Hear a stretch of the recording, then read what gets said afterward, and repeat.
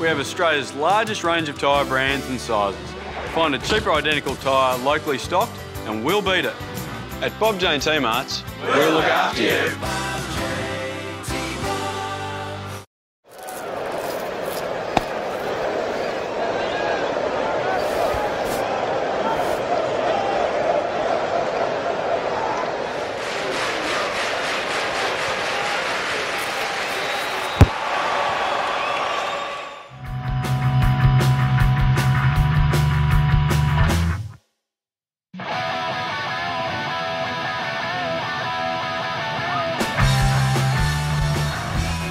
Welcome to Lakeside Stadium for round 17 NPL action. South Melbourne hosting Hume City. And Oakley set the tone for this round, but South Melbourne with a chance to take 3 points and re-establish that 6-point lead, John. Yes, Oakley beat Green Gully 5-1 yesterday, David, so it's important that South get maximum points here against Hume City and maintain that 6-point lead at the top of the table. Hume will be very difficult to break down. Let's see how we go today. Well, chance early Cardozo on that left foot. We know how dangerous he is. Plays that one in low. Saldaris not dealt with. The ball still bobbing around in there. Well, it's a sea of legs and Saldaris eventually comes up with it, and South Melbourne out of danger for the moment. Good keeping by Jason Saldaris in dealing with his very difficult cross here from Cardozo. Great in swinging ball. Izzy Erdogan, number 4 there, going in swinging, but luckily Jason Saldaris does enough to glove the ball. Here goes Jawadi. He's got a bit of space. He's got Timmins on the left. He likes that option. Timmins has a look, keeps moving nicely, goes in with the left foot, the ball cleared away, not completely. Theodore with the chance, and that was a handball, surely. The hands go up from South Melbourne appealing, waved away by the referee, and I think a chance missed there for the ref. Matt Theodore with the shot, and to me it looked like a handball as we see Fa, the defender, sticking the arm out, but Sean Evans, the referee, doesn't see it, and play goes on. Hume get away with that one. Musa puts that one out to Eager. Now Timmy Marlow, he loves a run, we know that. Won't catch Jamie Reid that time, and chance for a counter attack. Cut out straight away by Epifano. Good shot and good save by Oldfield, tipping that one over the bar. Good chance for South Melbourne early to take the lead. Well, a goal kick's been given, David. It should be a corner because, as we see, a lovely shot here from outside the box by Nick Epifano, which Oldfield does very well to glove. It's a very good save, and he's gotten away with that because the referee, like I said, has signalled a goal kick, as we see. Lovely shot, an excellent save, tipping the ball over the crossbar, and a goal kick has been given. Long throw perhaps coming here from Timmy Marley. Does exactly that, looking towards the 6-yard box. The flick on, saved by Oldfield, parried, and well, I think that'll be a corner. Yes, it is. Oldfield not completely dealing with that one. South Melbourne again, another chance from the set piece. Aaron Turner, the Hume defender here, flicking it onto the near post, where luckily for Hume, Oldfield is on hand. He can't keep it out for a corner, but he makes an important block. Short throw. Again, link up between Jawadi and Timmins. Timmins moves in. Oh, it's a nice turn there. Goes with the left foot across the face. Just wide of Oldfield, and South Melbourne, another good chance to take the lead there. Timmins looking for his first goal in blue. Another opportunity missed, David. Some good work here by the wing-back in Timmins. His cross or shot comes across, and Jamie Reid just can't get there at the back post, and the ball trickles out for a throw-in. Long ball there, cut out straight away by Musa, and a bit of aerial ping-pong exchanged. Michael Eagle, well, that wasn't his best moment. A chance now. Hume with a long-range shot, and it's hit the upright that holds up the net. So not too far away there, John. That one was definitely dipping. Bit of an ambitious shot, David, and it wasn't that far away like you said. However, Jason Saldaris didn't appear to be too fazed by that, and the ball goes out for a goal kick. Jawadi's looked lively in this first half, and they're under a bit of physical pressure, South, but they've done well to stand up to it. And now Lujic, we know he likes the physical game, gets a ball going on the right there. He's got Timmy Marler making a very fast run. Marler, cross, opens up for Jamie Reid. Great chance, Jamie Reid. Oh dear, he couldn't get control, couldn't get power, and it just dribbled at Oldfield in the end. That was a great chance wasted. South's best chance of the game, David. A wonderful run and cross to the back post by Tim Marler there, and Jamie Reid is completely unmarked. He had time to control that and then hit a shot, David, but he scuffs his shot, he rushes it, and Oldfield makes the block. Well, a corner for Hume. First real chance of the second half here. That one goes in close across the face and clean bowls everybody. I think that was Erdogan lining up for Hume there, and well, it missed him in the end as well. Deep throw there, looking for Lujic and Epifano. Epifano, we know he tore Hume apart in the second half last time. And that one's played in. Chance for Lujic on the turn. It's deflected. It's gone out. I think that will be a corner. Well, I don't know if the keeper Oldfield knew too much about that, but he's done quite well to keep it out in the end. He's done very well.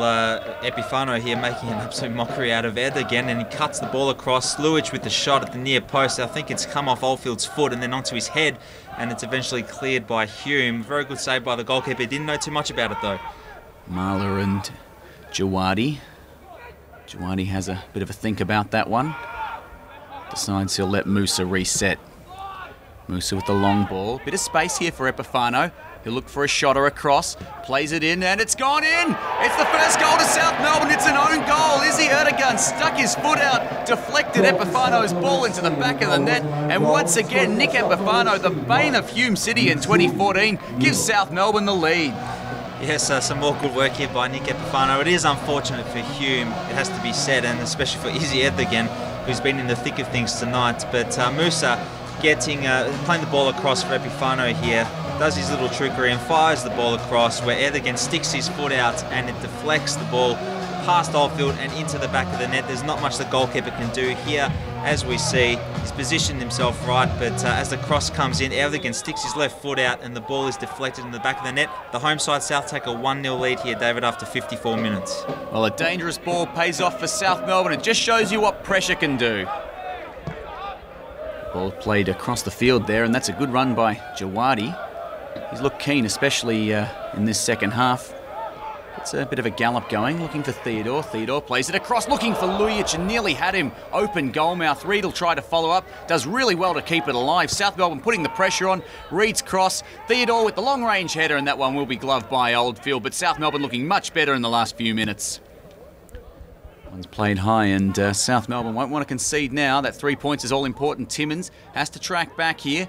Hume getting numbers in the box. Timmins still going here. Going to put a block in the shot, the deflection, and it's hit the corner of the upright. It's still alive for Hume. They've got a real chance here. That ball played and eventually put wide.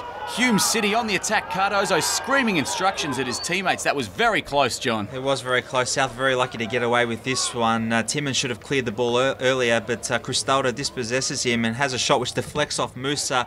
Beats Saldaris, but not the crossbar, and the ball goes out. We'll see it here from a better angle. Cristaldo with the shot deflects off Musa and loops over Saldaris. Luckily for South, it hits the bar and stays out. Costas looking settled in the South Melbourne midfield now. Musa gives it wide to Timmins, has a look. Jawadi again, hasn't stopped running. Epifano back to Jawadi, there's that pace. Jawadi's got Lujic or Reid, Theodore in the middle as well. Squares it up, chance for Epifano, the shot, great goal, 2-0 South Melbourne. Nick Epifano once again. He's torn Hume apart in the last 20 minutes, given South Melbourne a deserved 2-0 lead, and perhaps the goal that'll settle the issue at Lakeside, John. Well, David, Hume City must really hate Nick Epifano because that's 3 goals he's scored against Hume this season alone. But this is a fantastic move, probably one of the goals of the season, certainly in a team sense. Timmins and also Epifano linking up with Jawadi, playing the 1-2, cuts it back to him just inside the area. He just belts that ball into the back of the net. There is literally nothing that Oldfield can do about that. It's a wonderful goal. As we see here, nothing Oldfield can do. That's a perfectly placed shot over the keeper and into the back of the net. 2-0 to South, and I think that they've wrapped up the points here tonight. Well, the fans looking happy with that one. It looks like South will hold that 6-point lead at the top of the table. Number 3 could be on the way here. South looking dangerous still. And here's that man Epifano with those skills. Oh, it just looks dangerous. Goes in deep. Chance for Reid. Squared up. Reid again with the chip over Oldfield, but just wide. South Melbourne nearly had number 3 there. Epifano creating again. Epifano on an absolute fire, David, and Jamie Reid. He missed a chance earlier in the first half, but on this occasion it was a bit more difficult than that. But his shot goes wide. Matthew Theodore makes his way to the bench. Tyson Holmes will replace him in the middle of the park with some fresh legs. And Nick Epifano, the man who really turned the game in the second half, comes off. On comes Bradley Norton. Costas whips that corner in. They've had a few tonight, South Melbourne. That's a good chance here. The ball bobbling around in front of the goal face, kept alive. Oldfield's running around. Lujic puts it up. Reid, the header went the wrong way. Lujic, the chip across the face, goes wide. Well, that was just really a pinball game there, John. I don't know quite what was going on or how South didn't score. Ball played long and flat. They've got to get something quickly here, Hume, and he needed to do better than that. The header was well directed but didn't have any power. Long throw from Marler again. That one's cleared initially, and they should get away with this one here, Hume. But Tyson Holmes puts his body in. That's good effort there. And Bradley Norton fresh on. Bradley Norton looking for that left foot. Norton the shot straight at Oldfield. Did well to get through the bodies, but couldn't get the finish.